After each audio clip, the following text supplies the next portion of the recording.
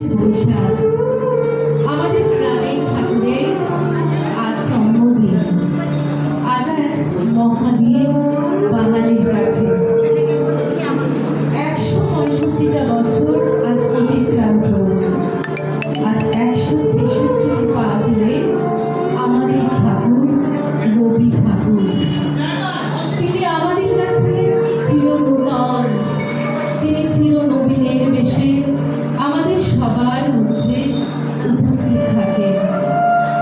সকল দুঃখ বিষাদ আনন্দ হর্ষ এই সবেতেই যে তিনি তো বাঙালির একমাত্র আশ্রয়। যখন হিংসায় উন্মত্ত ব্যক্তি তখন আমরা আশ্রয় খুঁজি রবি ঠাকুরের কাছে।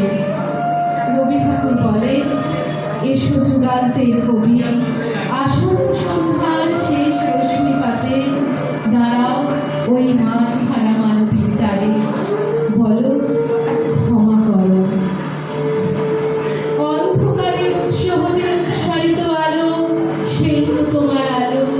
সকল তত্ত্ব বিরোধ মাঝে জাগ্রত যে ভালো, সেই তো তোমার ভালো।